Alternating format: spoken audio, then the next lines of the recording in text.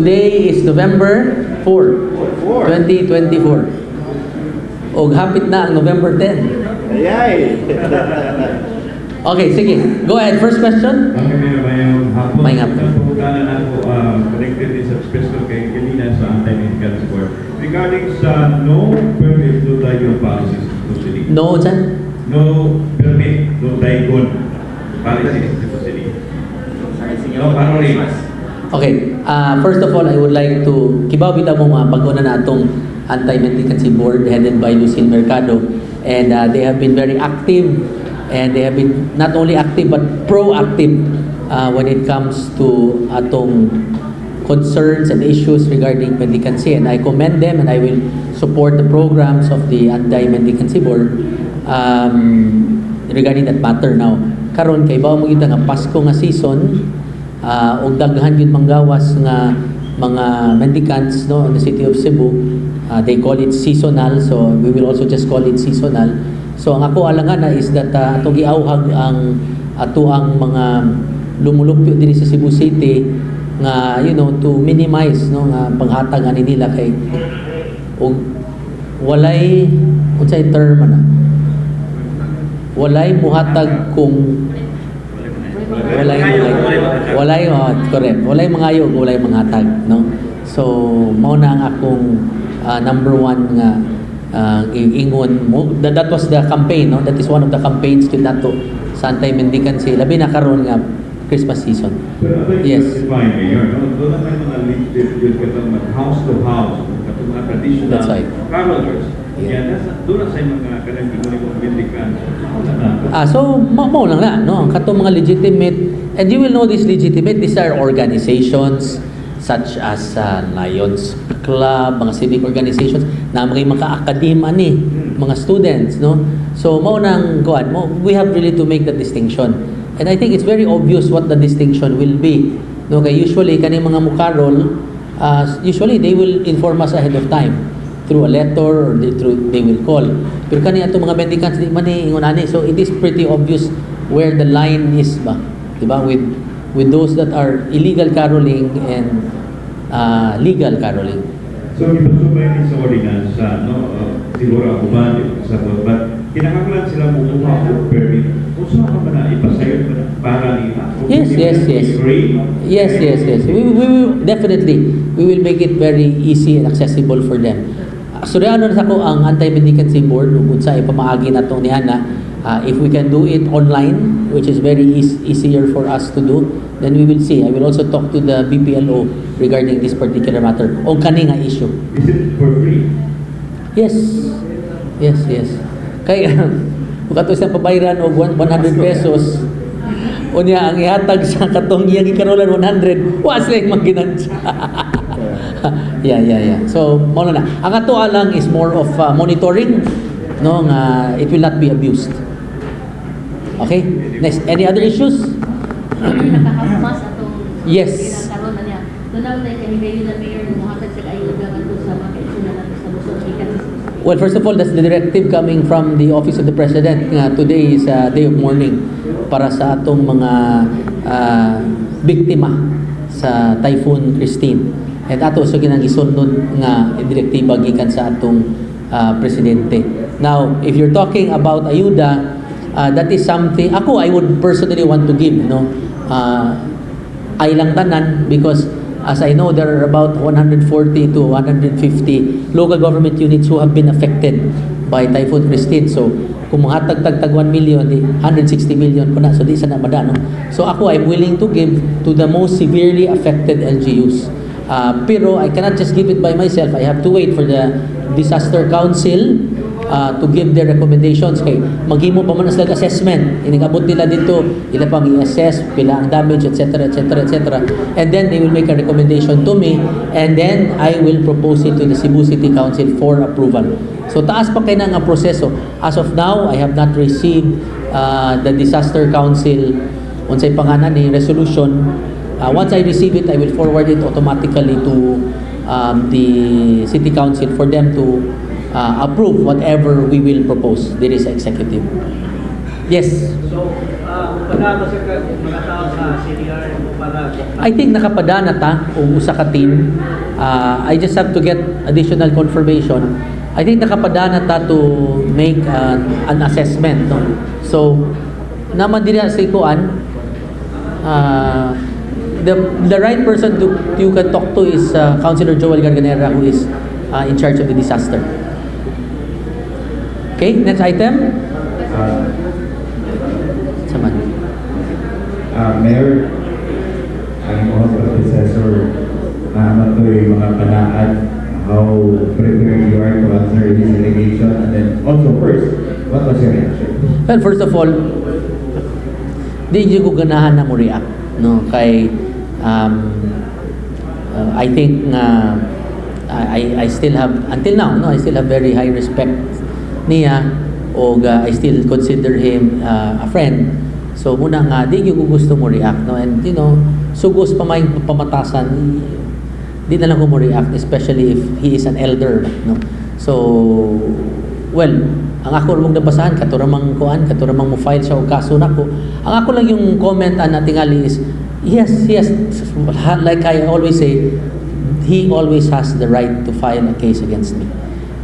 Wa gyud na yung problema nako. I will just, once the complaint or petition reaches my office, then I will answer it at the proper time in the proper forum. That is something which I have been very consistent with and in, but I just hope that kuan ba kanang makakuha gid siya og maayo kaayo nga, should I say, advice gikan sa iyang legal office or legal team of lawyers, no, nga maka-advise yun niya og tarong kung naabay unod or wala bay unod ang iyang pag-file o kaso, kung mo-file mga siyang kaso. Mayor, Yes. He also has an allegation that it wasn't treated distantly, quote unquote, with regard to the service of the ombudsman, na daw treat the police niya. Definitely not by me. Di ba?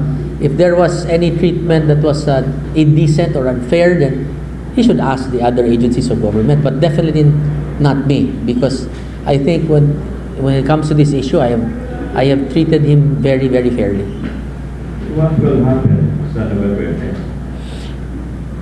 Business as usual. What is November 10? What day is that? Sunday? Then I will go to church. Doon ay questions say last night. Well, if tibaw ka, wala yun. I mean, that has been very clear from the decision of the Office of the Ombudsman to the memorandum by the Department of Interior and Local Government towards me, asking me or telling me to assume, and then thereafter asking me to take the oath before no less than the regional director. So, kibaw ka, ato mangunang ipanumpa, di ba?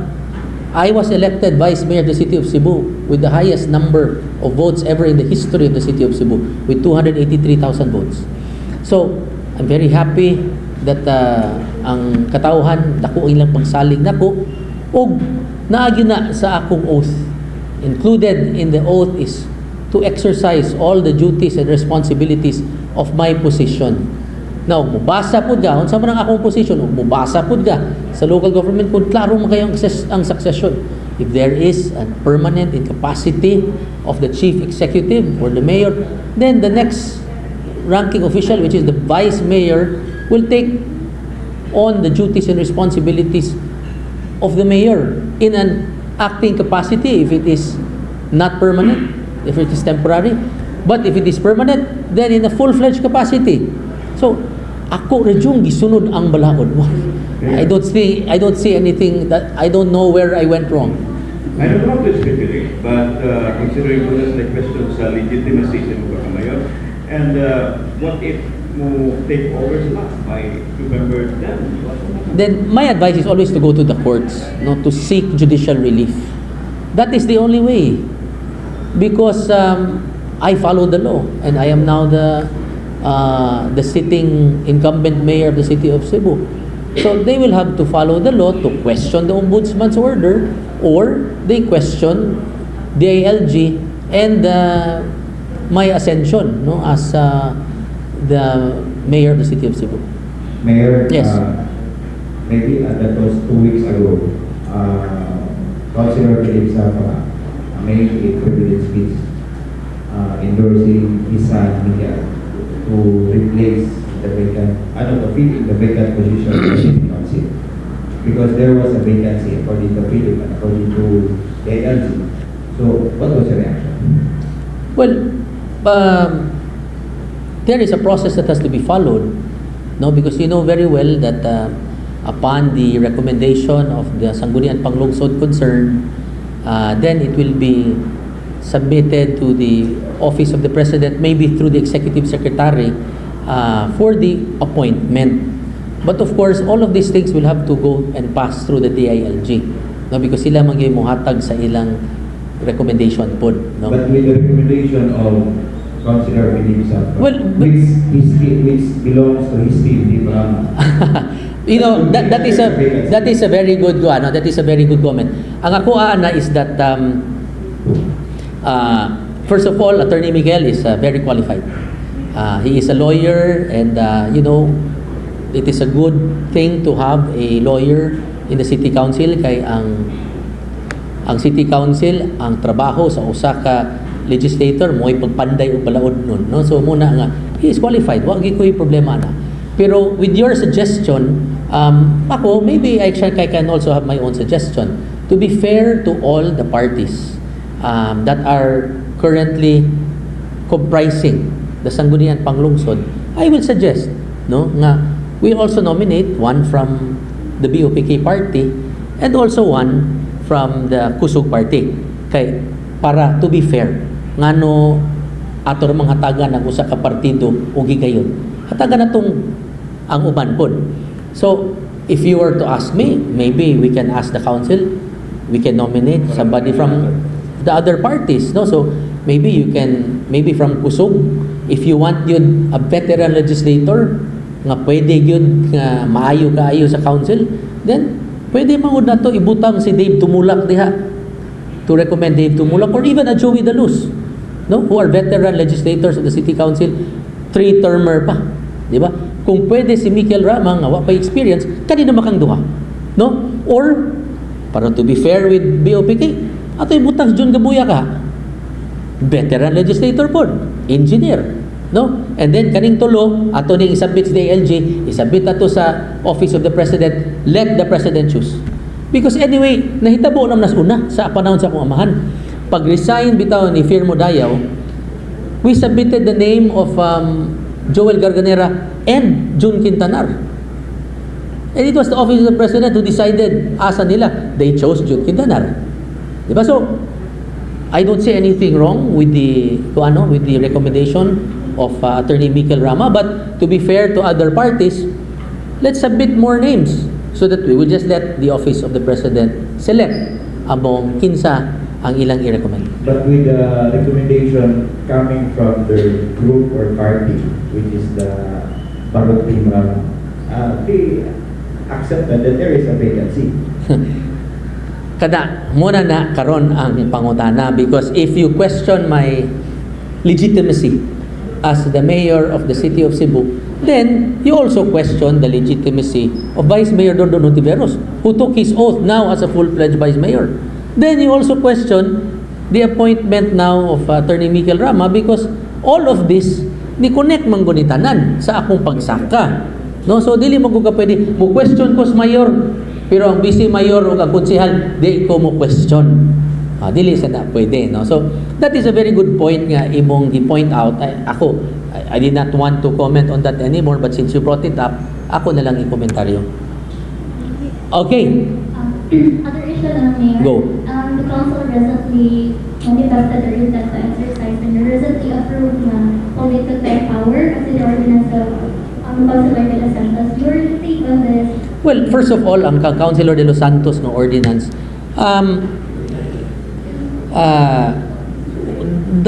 I really did not see anything wrong with it, no.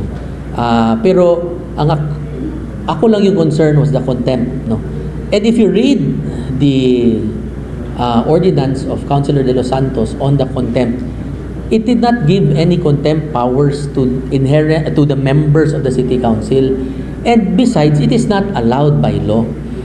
Ang contempt powers mo is given to the courts, and if it is given to a legislative body, it is only the House of Representatives and the Senate. And that's why in kaning mga Senate Blue Ribbon committees, whatever it is, no, or kaning mga House inquiry, they can directly cite a witness or a speaker in contempt. Diba? That's why you can hear, oh, Mr. Chairman, I cite Mr. So-and-so in contempt, because they do have that power inherent as Senate or as House of Representatives. But that power is not delegated to the sanggunian or the local sanggunian or the local councils. It is not. So, ang pamaagi, ana, the councilors cannot say, I will cite you in contempt. That is not allowed. What they will do is file a case in court for contempt. That is the only way. Agi gyapon korte, but directly dili na pwede. But this ordinance was vetoed ni Mayor Raymond before. Mayor, what was your basis to sign and approve this? Mula gina, as I've said, I saw that there is really no harm. I think it can help in aid of legislation sa atong council for them to make better laws, no? And that's why I signed it. But mula gina, ang ako lang yung number one concern was the contempt. When I saw in the ordinance na ang contempt powers is not absolute, it still has to pass through the courts. That's why ako na siyang okay. But what were your recommendations, Mayor? Kay this came from the sa ilang concerns, frustrations na ulit mo ito nga during the executive sessions. What were your recommendations kaaning Mayor? First of all, I share the same concerns. I mean, you must remember, I was vice mayor for 1 year and 11 months, and then 6 years before that as councilor. Of course, we share the same frustrations, and that is also one of the reasons why I signed the ordinance of Mayor De Los Santos. No? So, with this now, I think, klaro, nga the contempt powers has to pass through the regular courts. Kasi kayo maawag na to ni Mayor sa itong executive departments na sa pagpatawag sa council. Oh, ganina, I was very clear with them. Kaya nag-meeting man me. I told the executive departments that as much as possible, if you have time, you cooperate with the city council.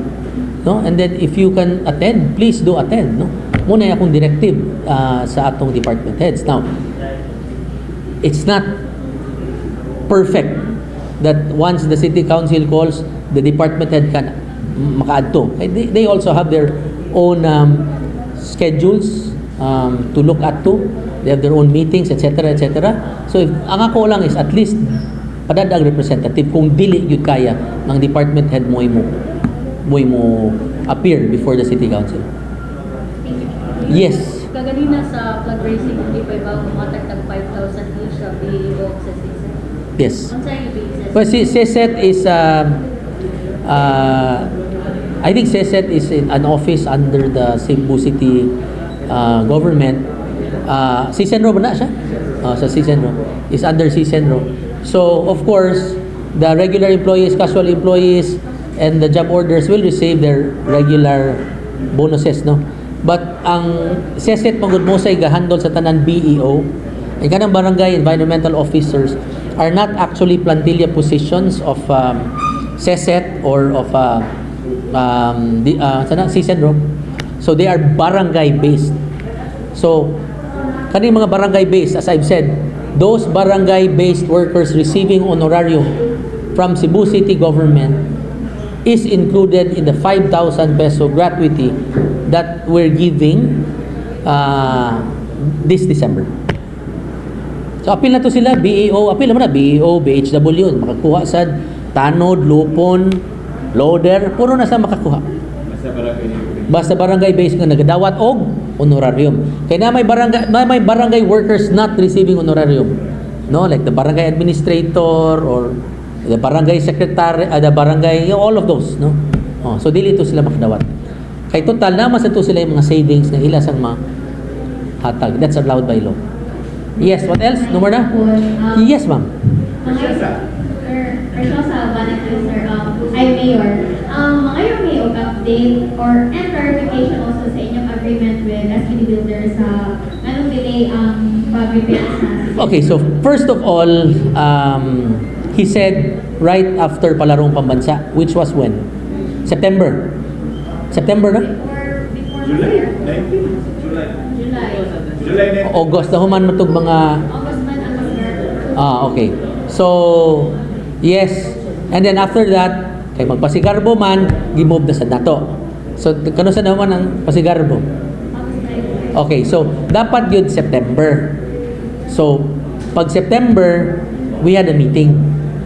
And then he told me, Mayor, kanang diri na lang ko sa October magsugod. Kay para the entire October ma-cure, etc., etc. So I said, basta ha, by the end of October, humana na yun na. Otherwise, I will replace you. Karon sa last meeting na sad, nihangyo na sad yun siya nako nga he can only start first week of November because his materials are coming from China or outside. No, and then he will start. Ya karon apsan naman sad ni nga nabot naman sad sa City Council, nihangyo sa City Council nga to let them see it and to let them also give their recommendations. Then ako, I will oblige, no, kay City Council na ginanihangyo na to. So I will oblige. So I will let in fact tomorrow they're going to visit the Oval, matut pas mga kunsihal headed by Councilor Eduardo, who is the chairman of infrastructure. So we will wait. I will wait for their recommendation, and then after that, if ato gining ipadayon ng November, which I think ipadayon na ginatang tong November, kay para once and for all mahuman na ni, no? Bisa just what si Councilor yung Mayor nga kada mas maayo nga ang pag-prepare kay after na lang sa siguro. Kay naman to si Dirty nga dili na daw sila dili na sila mo repair o body kung maguba na po after siguro. Yeah, so ang ako lang ani is that I will wait for the recommendation of the City Council, but personally, ako, di na ko gusto muhuwat pa sa Sinulog because it has been long overdue, it has been delayed for so long. Kunya, Sinulog is January. Ibasig na sa next activity after January. Namingo na sila, kumaton na lang sa nato ang next activity, no? So, I will just wait na lang for the recommendation. And then, after the recommendation, since it's a recommendation, I will decide as the Chief Executive on whether ato ipadayon ng November or atong i-postpone after Sinulog, which is February. No, tanaw lang na to. I mean, I cannot give a final decision on the matter. I will wait for the recommendation of the City Council. But for you, Mayor, confident ra ka nga safe ra ka use sa CCSC for Sinulog? Definitely. Definitely. It's more than safe. I mean, palaro was held there. Pasigarbo with 54 contingents was held there. Karon ang atong Sinulog naras mga 30 to 35. Kayang-kaya. Kayang-kaya. Okay, yes. Regarding yung sa CCC, so mali, pato ka sa recommendation ni City Council, so parang hindi na ito patapos na si SPN. No, but what's yung pangalan ni? The City Council will give me already at Councilor Jerry Guardo will already give me their recommendation by this week. Ugma na gud sila mukuan. So I'm expecting it the latest Friday. No? And then after that, we will talk to SBD Builders. Yes. How about the Pogo update that we monitor? Pogo. Okay, there was katong bitaw from last time. There were 4 sites, pero only I think 1 was in the city of Cebu. The 3 were outside. So ato na nang ipatanaw with the BPLO, together with the Philippine National Police, together with CIDG. Apparently, pag inspect dito, wa sila nakitaan nga Pogo-like activities sa ilang i-inspectan. So, as of now, we are still safe to say na Cebu City is Pogo-free. Cebu City is Pogo-free and is also Pogo-like free. Can you say negative results, findings, Mayor? Wala sila nakita ng mga Pogo operations or Pogo-like operations. Dili kayo nagdagan na Wala. Nothing of that sort. Okay?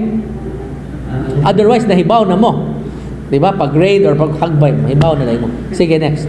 Anong topic here? Regarding sa traffic lights, ano kayo recommendation kinatagalan? Asa man to si Kuan?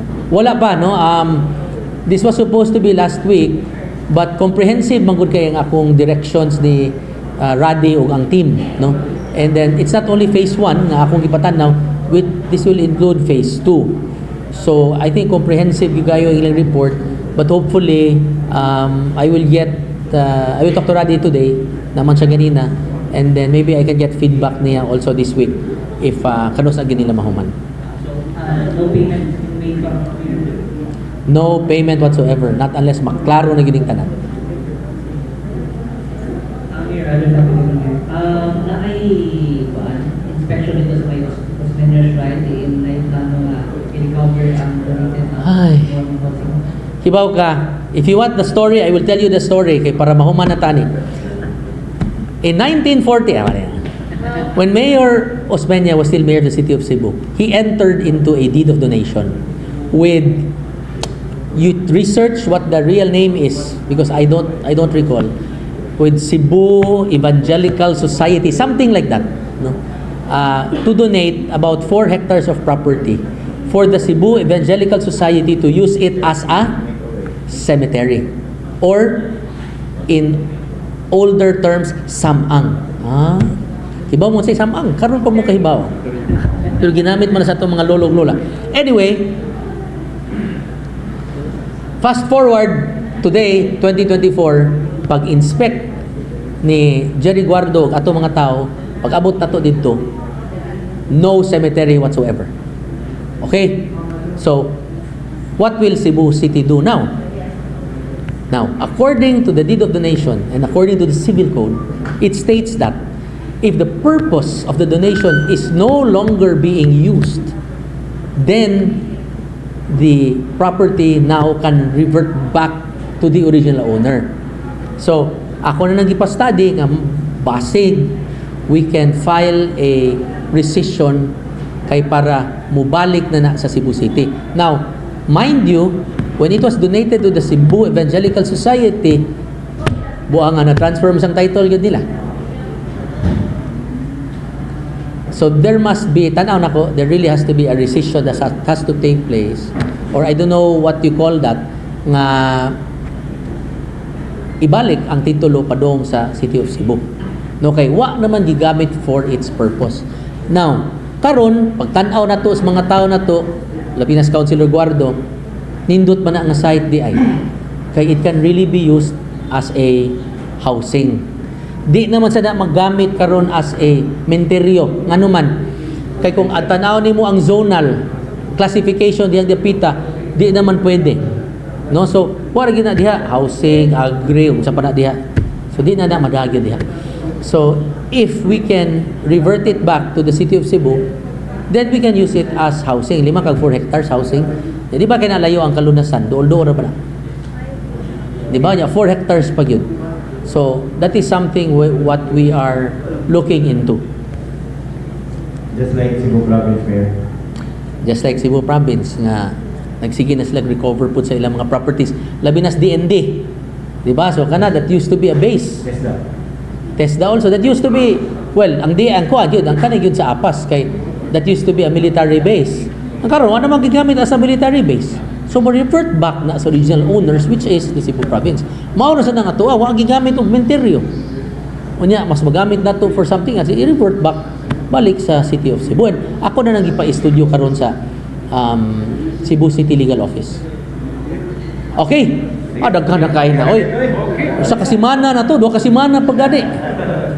Alright. So, maayong hapon sa tanan, ug karon pwede na ko maning udto.